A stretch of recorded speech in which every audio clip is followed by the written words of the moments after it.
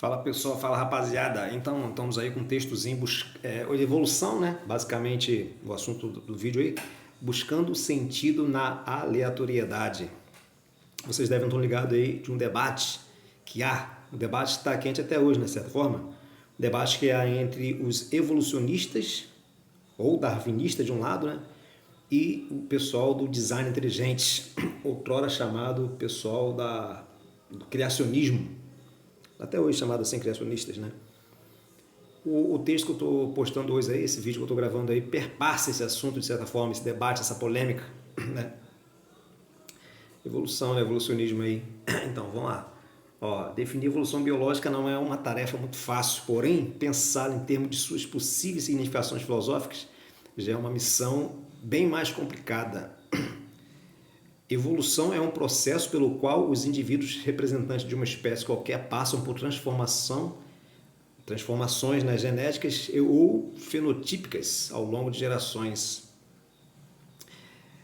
Então a evolução é basicamente isso aí, ó, um processo de transformação lenta e gradual de representante de uma espécie, transformações genéticas ou fenotípicas, transformações que ocorrem ao longo de gerações. Então uma espécie ela não modifica de uma hora para outra, ela se modifica ao longo das gerações, conforme a gente vai ver adiante. Uma espécie que evolui é uma espécie que está passando por um processo de modificação, uma mudança que se expressa lentamente ao longo das gerações, mas qualquer transformação das características de uma espécie ao longo do tempo é uma evolução? Na verdade, essa é uma pergunta, né? Qualquer transformação das características de uma espécie ao longo do tempo é uma evolução? Bom, a rigor sim. Porém, tenho entendido evolução como transformações significativas. Olha esse termo aí é importante. Ó. Não conheço esse termo, né? Lancei esse termo aí, não sei se vai proceder. Evolução no sentido de transformações significativas. Biologicamente falando, a evolução sempre é propositiva, ainda que possa haver mudanças sem nenhum efeito adaptativo. Ou seja, pode haver mudanças nas características de uma espécie, mas sem mudanças adaptativas. Então, nesse sentido, eu estou falando que não há um sentido propositivo nessas mudanças sem função, vamos dizer assim, né? Acredito que o problema fundamental da evolução, se quisermos ir mais fundo nessa questão, seja o problema da origem das primeiras entidades passíveis de evolução por seleção natural, ou seja, da origem da vida. Como se os segredos da evolução, né, rapaziada, tivessem escondidos nos segredos da própria vida. Porque como a gente vai ver aqui, ó, vou falar de repente vai ficar repetitivo, ó, a evolução das espécies seria, no fim das contas, a evolução da própria vida, ou melhor, a diversificação das formas de vida com uma finalidade evolutiva de colonizar todo o planeta. Outra afirmação problemática aí, né, rapaziada? A evolução das espécies seria, no fim das contas, a evolução da própria vida, ou melhor, a radificação das formas de vida, a diversificação da forma de vida, com a finalidade evolutiva de colonizar todo o planeta. É bem problemática porque a evolução não tem propriamente finalidade de colonizar todo o planeta, mas eu estou dizendo no sentido de que isso parece ser uma tendência, né? Não só porque é uma coisa que de fato aconteceu, né? Basta a gente ver o planeta Terra estar colonizado pela vida, mas o próprio mecanismo de origem da vida, segundo uma explicação natural, materialista, vamos dizer assim, né? Supõe isso aí, né? A tendência da vida em se espalhar pelo espaço, vamos dizer assim, pelo espaço terrestre. Ao longo da evolução surgiram não apenas indivíduos com maiores capacidades de sobrevivência, mas também com maiores capacidades reprodutivas, né? E aqui já fica um pouco mais claro o que eu quero dizer, né? Se é o que ocorreu, é o que tenderia a ter ocorrido e as possibilidades se realizaram. Mas aqui já surge uma questão crucial. Entidades não vivas também passam por algum tipo de evolução qualitativa? Questão, né? Existiria no planeta algum princípio evolutivo antes de existir a própria vida? Parece que sim, né? Inclusive, esqueci de mencionar, o autor que eu estou usando de base aqui é Richard Dawkins, né? E o texto que está fundamentando esse vídeo meu aqui, esse texto meu, é O Relojoeiro Cego, de Richard Dawkins, né? Explicações naturalistas contra o desígnio divino, alguma coisa assim. Texto do livro do cara, né? E ele, sim, ele também concorda com essa visão de que há algum princípio de seleção natural antes mesmo, atuando na Terra, de certa forma, né? Antes mesmo de existir a vida. Então, isso aí seria uma consequência, uma das consequências das próprias leis da natureza, da física, da química, né? Então, é que as forças que engendram o surgimento da vida, quer dizer, a evolução de entidades químicas não vivas para entidades químicas vivas, são as mesmas forças que estariam atuando na evolução dos seres vivos, como os encontramos ainda hoje, né? A teoria darwinista da evolução das espécies não é propriamente uma teoria da origem da vida, que isso fique claro, né, rapaziada? A origem das espécies, escrito por Darwin em 1859, não tinha propósito de explicar a vida, mas sim a origem das espécies, a diversificação das formas de vida, né? Então, podemos dizer que são questões diferentes, a evolução das espécies e a origem da vida, né? Porém, inevitavelmente, em algum momento as duas se cruzam, né? Como eu já estou dizendo já desde o início do texto. Dawkins cita o físico Peter Ackles,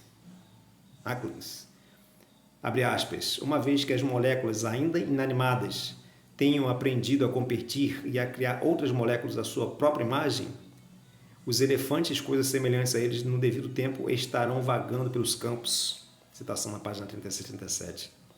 É o que eu acabei de falar, né?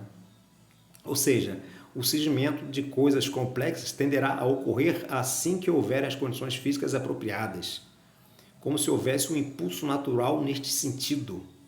Um impulso natural, né, rapaziada? Não forças sobrenaturais atuando. Então, um dos problemas da origem da vida é descobrir exatamente quais são essas tais condições necessárias que comporiam moléculas tais que pudessem competir e se replicarem, que pudessem, por fim, evoluir propositivamente por o propósito de sobreviver e reproduzir, né, rapaziada?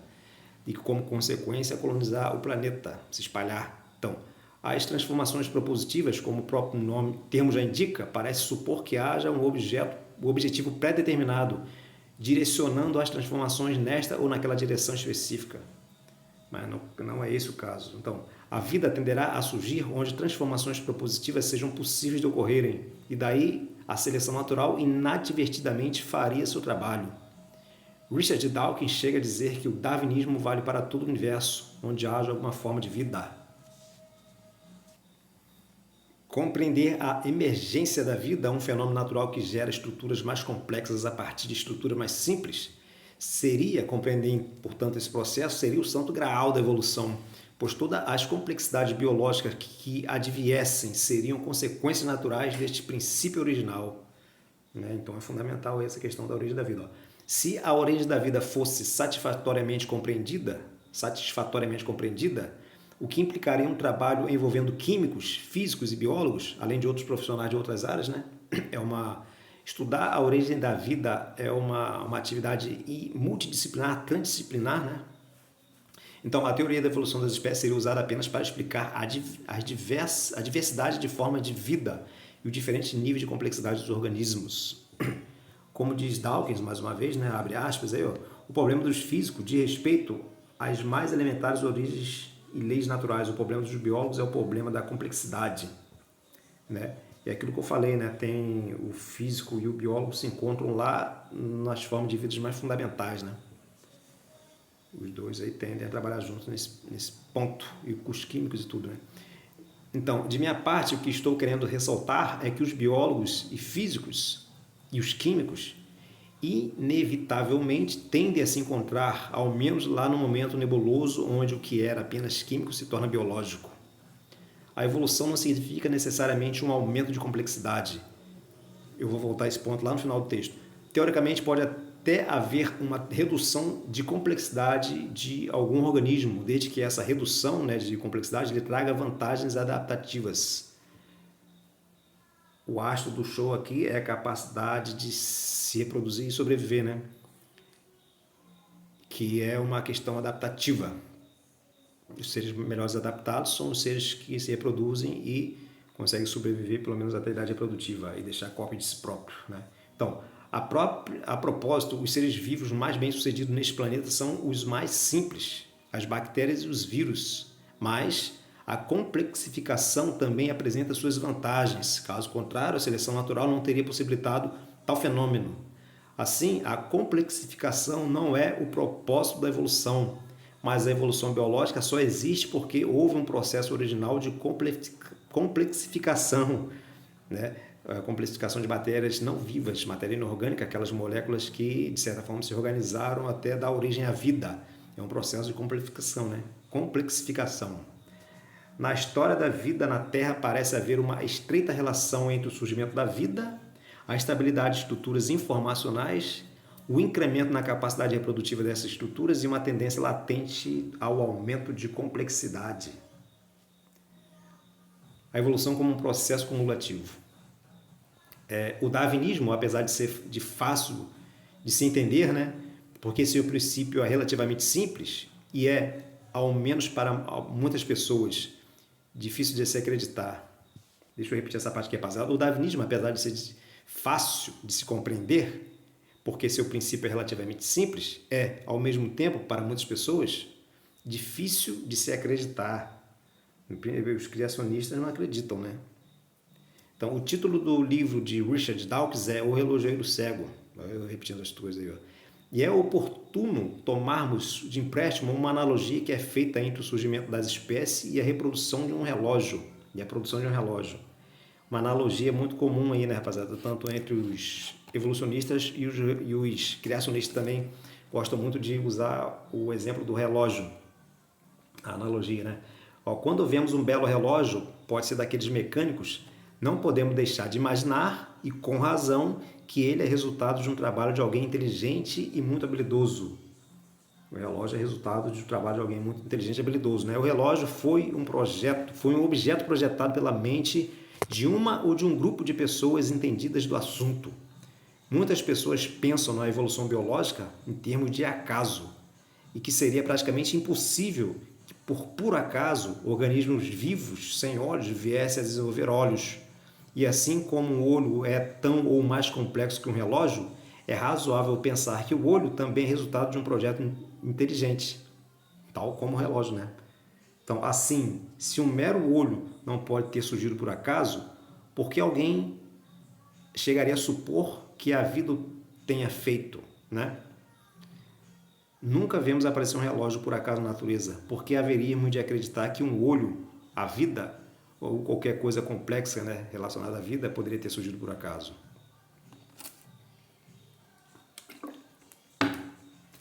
Então, continuando aí, com a analogia. Se colocarmos todas as peças de um relógio dentro de uma caixa e se balançarmos a caixa inúmeras vezes, é improvável que seríamos capazes de montar um relógio por mero acaso, apenas agitando a caixa e esperando que em algum momento, por pura sorte, cada uma das diversas peças assente no seu devido lugar, fazendo aparecer na caixa um relógio perfeitamente funcional. Se colocarmos todas as células necessárias para produzir um olho dentro de um recipiente, poderíamos ficar mexendo ou simplesmente esperando toda a eternidade para ver emergir um olho funcional dentro do recipiente. Isso provavelmente não iria acontecer. Que há em nós também são imortais como nós. A essência da vida não são apenas os átomos e pequenas moléculas que há em nós. Também são o modo, o ordenamento, o jeito como essas moléculas são reunidas. Que coisa toda é esta à minha frente? São exatamente os átomos que formam os corpos humanos e também nas proporções certas. Nós somos feitos na maior parte de água, e isso não custa quase nada. O carbono é contado como carvão. O cálcio de nossos ossos é X. O nitrogênio em nossas proteínas é ar líquido. O ferro em nosso sangue são pregos enferrujados, um pouco de fósforo e alguns traços de elementos. Se não soubéssemos mais coisas, poderíamos ficar tentados a pegar todos esses átomos e misturá-los em um recipiente assim.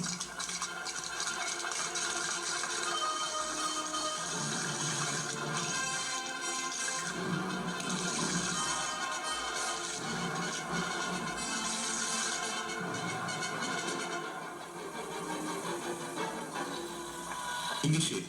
Poderíamos mexer o quanto quiséssemos, e no fim de tudo teríamos uma enfadonha mistura de átomos. Como poderíamos esperar outra coisa? A beleza de um ser vivo não são os átomos que vão nele, mas o modo como os átomos são reunidos. Informação destilada por mais de 4 bilhões de anos de evolução biológica. Incidentalmente, todos os organismos da Terra são feitos essencialmente dessa matéria. E acontecer. Com conta-gotas. né? Não adianta você ter todas as peças de um relógio, botar essas peças dentro de uma caixa, balançar, você nunca vai conseguir montar um relógio só balançando a caixa, né? Isso sem levar em consideração o quanto seria necessário de sorte para também surgir qualquer peça do relógio por acaso, né? Se qualquer peça para surgir por acaso já é difícil, imagine montar um relógio completo, né? Nesse sentido aí que a improbabilidade é tão alta que é algo que parece impossível. Então, nenhum olho complexo jamais surgiu por acaso. Isso aí é uma afirmação que eu estou fazendo, Richard Dawkins também fez, esquece, todo mundo concorda com isso aí. Nenhum olho complexo jamais surgiu por acaso. Os olhos humanos, por exemplo, surgiram ao longo de milhões de anos de evolução, através de um processo que Dawkins chama de evolução cumulativa. Esse termo aí, esse conceito é importante, né? Então, é que as transformações nos organismos vivos, por exemplo, daquelas que fizeram um ancestral sem olhos dar origem a seres com olhos, são transformações lentas e pequenas que se acumulam ao longo de milhares ou de milhões de anos. Certamente, estruturas bem mais simples do que os olhos surgiram há muitos e muitos anos, né? Certamente que estruturas bem mais simples que os olhos surgiram há muitos e muitos anos. E que tais estruturas, mais simples que os olhos que temos atualmente, né, foram acumulando pequenas mudanças ao longo de todo esse tempo, se tornando cada vez mais complexos e aptos para enxergar imagens de forma cada vez mais nítidas. São como se fossem os precursores dos olhos, né? Lá ele. Uma capacidade de detectar luz, claro, escuro, né? Depois uma capacidade de detectar formato de alguns objetos, tipo de coisa assim, e assim vai. Então, objetos inanimados como relógios jamais poderiam surgir por tal mecanismo, simplesmente porque não podem passar por transformações cumulativas. Então, um olho pode surgir a partir da evolução por processo lento e gradual de mudanças cumulativas. Já um relógio jamais poderia passar por tal processo, porque um relógio não se reproduz, não sofre mutação, não deixa descendentes parecidos com eles mesmos. Por isso que quando os criacionistas fazem analogia do relógio com o olho, ou com o flagelo bacteriano, por exemplo, que eles gostam muito, né? É uma analogia que não é muito apropriada, porque os relógios não evoluem, tá? Com um pouco de esforço podemos entender o significado e o poder das lentas transformações cumulativas. Porém, uma das coisas que dificulta a nossa real compreensão do processo evolutivo é o fato de sermos incapazes de processarmos escalas de tempo que são medidas em milhares e milhões de anos. A gente não consegue dar conta do que significa, por exemplo, 1 milhão de anos. A gente não sabe o que significa 1 milhão de anos, né, rapaziada? Nós não temos capacidade de processar medidas de tempo tão amplas. Isso dificulta a nossa capacidade de compreender o processo cumulativo de evolução, né?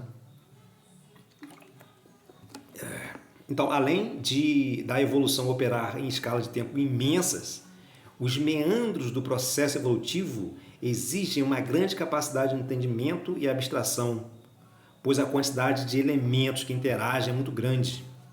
E toda a teia de relações entre seres vivos entre si e entre eles e o meio ambiente inanimado é tão vasta que tais interações formam um sistema altamente complexo e dinâmico. Neste sentido, pode ser muito mais difícil compreender a história evolutiva das espécies em particular, como por exemplo dos morcegos, do que o processo evolutivo em sua generalidade. O princípio da evolução é simples, mas entender a história evolutiva de cada espécie, aí sim, rapaziada, aí já é outra história, né? Então, a evolução geral pode até ser simples, mas cada espécie tem suas particularidades evolutivas que podem ser bem difíceis de se entender. Muitos morcegos se orientam quase que exclusivamente por ecolocalização e parecem converterem sons em imagens cerebrais, ainda que seja quase impossível para nós visualizar como poderiam ser essas imagens. Há uma citação de Dawkins, né? Então, se encontrássemos alguns morcegos bem inteligentes, talvez eles pudessem entender o conceito de textura, mas se estes morcegos só se localizassem por sons, exclusivamente por sons, né, certamente teriam muitas dificuldades em compreender o conceito de cores. Nós somos adaptados a enxergar, captar alguns comprimentos de ondas eletromagnéticas. Os morcegos são adaptados para enxergar, captar ondas sonoras. Sabendo que tudo isso é resultado de um processo de evolução cumulativa, porém, até hoje é difícil de se entender por que exatamente muitos morcegos desenvolveram a habilidade de enxergar com os ouvidos. Seleção natural, o relojoeiro cego. Eita, pescoço aí, ó. Quem é o relojoeiro cego? No caso, é a seleção natural, incluindo também a seleção sexual. A seleção natural resulta da interação do meio ambiente com entidades que se reproduzem, apresentam hereditariedade e variabilidade geracional. Ela não é intencional, mas também não é aleatória. Por que a seleção natural não é intencional? Abre aspas para Richard Dawkins. A seleção natural é o relojoeiro cego. Cego porque não prevê, não planeja consequências, não tem propósito em vista. Fecha aspas. Um relojoeiro cego, mesmo cego, faz relógios porque tem intenção de fazê-los. Já a seleção natural não visa produzir nada em específico, apenas faz emergir diferentes formas de vida, resultantes das variedades decorrentes das formas de vida presentes com as imposições do meio sobre o qual estão inseridas. Né, a interação entre os organismos vivos e o meio inanimado, né, rapaziada? Então, há organismos com maior potencial adaptativo para certas mudanças do meio, exatamente porque são capazes de se reproduzirem com maior taxa de variabilidade geracional. Então, e claro, há outras características das espécies com grande capacidade adaptativa, como grande capacidade de resistir a mudanças climáticas. Então, a capacidade adaptativa de uma espécie não se dá apenas por sua capacidade de reprodução rápida e oferecendo bastante filhos com mudanças de característica, né? Mutações, vamos dizer assim, né? Então, há outras características adaptativas. É dinâmica a relação entre organismos vivos e ambiente que possibilita o fenômeno da seleção natural e a emergência de novas formas de organismos vivos. Imagine agora que o grande asteroide que levou à extinção em massa de diversas espécies há cerca de 65 milhões de anos,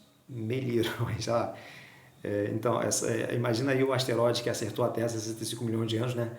Se ele não tivesse atingido a Terra, né? Se aquele asteroide não tivesse atingido a Terra, as espécies que hoje habitariam o planeta muito provavelmente seriam outras.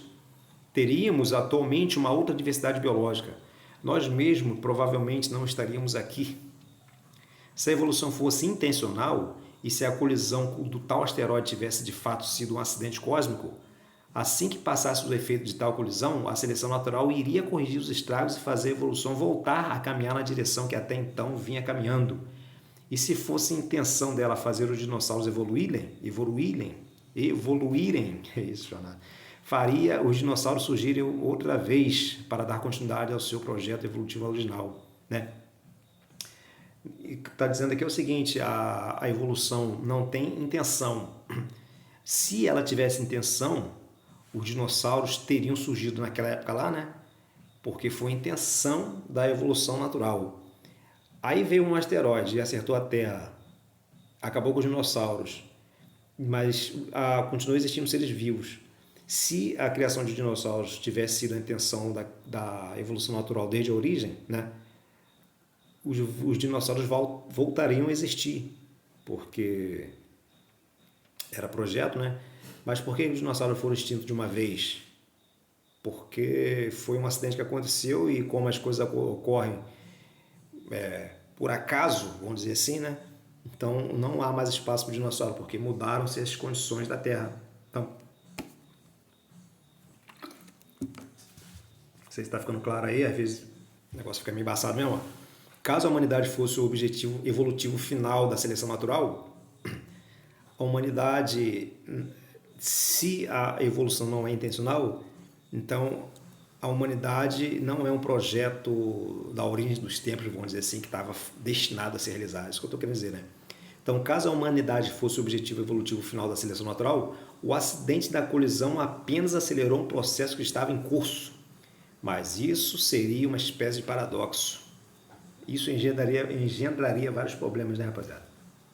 Então, Ou talvez se possa pensar que a humanidade seja só uma etapa de um projeto evolutivo que ainda está em andamento e que está se tornando um pouco mais longo do que seria originalmente, porque a seleção natural teve de tomar outros caminhos por conta dos acidentes lá com meteoros, esse tipo de coisa toda. Então, no fim das contas, o fato de todas as espécies de organismos vivos que surgem de forma um tanto quanto acidental. Li de forma um pouco errada aqui. No fim das contas, o fato é que todas as espécies de organismos vivos que surgem de forma um tanto quanto acidental, não proposital, porque nunca foi a intenção da seleção natural esta ou aquela espécie determinada, como se houvesse planejado como se fosse um planejamento dado desde o início dos tempos. Rapaziada, vocês estão vendo aqui que realmente aqui eu estou entrando em uns debates mais de caráter filosófico, né? Então isso aí é embaçado da coisa, o lado embaçado da situação toda é essa aí, ó. Então, porque a seleção natural não é intencional, né? Mas também não é aleatória. Aí vem a pergunta, né? Por que não é aleatória? Ela não é aleatória porque atua sobre as variedades de características que surgem dentro de uma espécie, favorecendo as características que beneficiam seu portador, eliminando as que lhe prejudicam. Assim, as variantes genéticas que são favoráveis para a sobrevivência ou para a reprodução são muito mais prováveis de se tornarem comuns da população, né? Uma dada população, do que variantes genéticas que engendram características negativas para os indivíduos. Aí, esqueci o nome desse símbolo aí, cara. Então, mutações positivas ocorrem, ainda que as mutações deletérias ocorrem com muito mais frequência. Fecha parênteses. Então, ocorrem mutações, né? E são as mutações que oferecem características novas para os indivíduos, para as espécies. Mas o fato é que mutações deletérias ocorrem com muito mais frequência do que mutações positivas. Lá, uma vez ou outra, aparece uma mutação positiva. Mas aparece. Mutações podem ocorrer para o bem ou para o mal, porém, a seleção natural é responsável por toda a adaptação. Citação de Richard Dawkins, página 442. Então, as variações surgem independentemente da seleção natural. Aí uma coisa também que é difícil para algumas pessoas compreenderem, né? As variações geracionais ocorrem independente da seleção natural. Diríamos, elas ocorrem por acaso ou acidentalmente. Mas as variações que se tornam comuns é que são resultantes da seleção natural. Não é qualquer a variação que se torna comum, né? Se tornam comum aquelas variações positivas. Então, esta favorece os indivíduos mais aptos, de acordo com as demandas impostas pelo meio no qual está inserido. Não há nada de aleatório nisso. Quantos minutos? Acabei de mencionar que a seleção natural não visa produzir nada em específico. Apenas faz emergir diferentes formas de vida, de acordo com as possibilidades mutacionais e adaptativas desses organismos e também de acordo com o meio no qual estão inseridos. Há toda aquela relação dinâmica com a vida a quais eu havia me referido lá em cima, né? Então, gostaria de ressaltar que, conforme tenho entendido, a seleção natural trabalha muito lentamente e a passos graduais, concordando eu aí com o Richard Dawkins, né? Para se ter uma ideia desta lentidão, imagine ir de Ushuaia, não sei como é que se pronuncia isso aí, né? Uma das cidades mais ao sul da Argentina. Depois eu vou mostrar um mapazinho aí, ó. Imagine você ir dessa cidade mais ao sul da Argentina até Alerte, povoado mais ao norte do Canadá, percorrendo 1 centímetro por dia. Ou seja, você vai da ponta da América do Sul até a ponta da América do Norte, você vai ir de uma ponta a outra a velocidade de 1 centímetro por dia, né? Imagine o quanto isso não ia demorar, né, rapaziada? Sem dúvida, levaríamos uma eternidade assombrosa de tempo apenas para atravessar a Argentina de sul a norte, percorrendo apenas 1 centímetro por dia. Imagine todo o continente americano.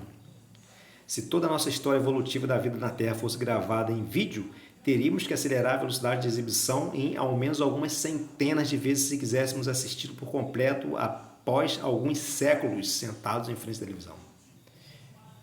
Isso aí só para vocês terem uma noção vaga assim, de como que o processo evolutivo é lento.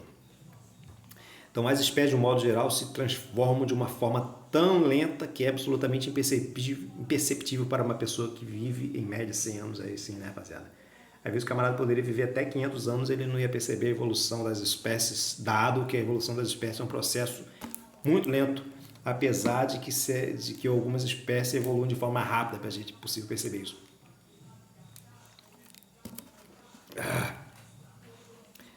A evolução é lenta e suas consequências só são perceptíveis a intervalo de tempo de milhares ou mesmo de milhões de anos.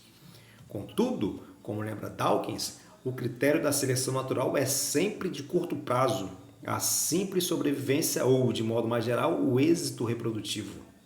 Fecha aspas aí, página 84. Então, assim, ainda que os resultados evolutivos da seleção natural não sejam perceptíveis a curto prazo, podemos vê-la atuando, por exemplo, quando dentro os jovens veados, né, aquele que é mais lento ou tem menos reflexo é devorado pelo leopardo.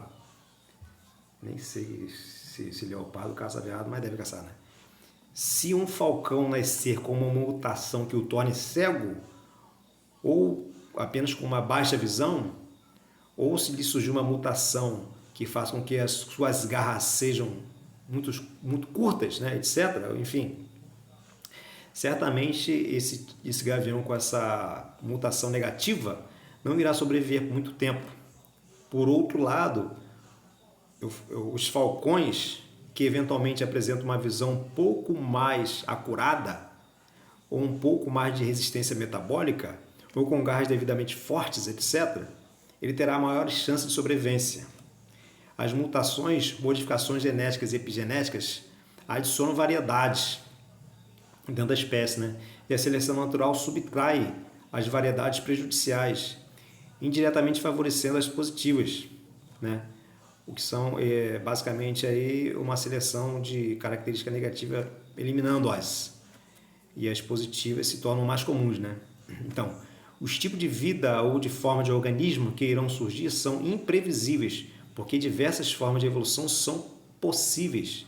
Isso porque diversas características adaptativas são possíveis, né? E como se trata de um processo dinâmico, o sentido adaptativo de uma espécie irá tomar... E como se trata de um processo dinâmico, o sentido adaptativo que uma espécie irá tomar depende, em parte, dos caminhos adaptativos que outras espécies do entorno estão tomando e das próprias mudanças do meio inorgânico, e dos próprios sentidos das mudanças dos meios inorgânicos. A seleção natural faz emergir diferentes formas de vida, umas mais complexas, outras mais simples, sendo que as mais simples necessariamente surgiram antes das mais complexas. Elementos mais complexos foram sendo incrementados a estruturas mais simples, ou menos complexas, né? Foram incrementadas, estruturas mais complexas foram acrescentadas a estruturas mais simples pela seleção natural, até comporem estruturas assustadoramente complexas, úteis e eficientes para os organismos que as possuem. Cabe reforçar que esse eventual incremento de complexidade ocorre de forma lenta e cumulativa. Não há saltos evolutivos como se, por exemplo, pudesse acontecer de olhos, abre aspas para Dawkins, né? A evolução não acontece a saltos, como se pudesse olhos complexos e funcionais totalmente formados brotarem de simples pele em uma única geração. Fecha aspas, página 365. Isso não ocorre, né, rapaziada? Tá mais que claro. Então, evoluir não é um processo individual, pois os indivíduos, por mais que possam apresentar algumas características que o distinguem dos pais, estas características não são disruptivas o suficiente para fazer com que uma nova espécie surja com ele, quase que da noite para o dia. Evolução é um processo geracional de grupos e que significa, a rigor, a capacidade de adaptar-se ao meio em transformação. Mas não afirmo que organismos mais complexos têm maiores chances de sobrevivência que os mais simples, conforme eu já havia dito lá em cima, né? Contudo, considerando que o surgimento da vida com um aumento espontâneo de complexidade a partir de elementos de estrutura mais simples em meio inorgânico, o aumento gradual de complexidade é, portanto, uma possibilidade inerente à própria vida. E daí se compreende por que do tal do relojoeiro cego ser a seleção natural. Foi um videozinho aí de tamanho relativamente longo, textozinho bom demais, né? Muito bem feito, muito bem escrito, muito bem sintetizado aí a questão da evolução natural. Dê aquele like, se inscreva no canal, tamo junto e é nóis.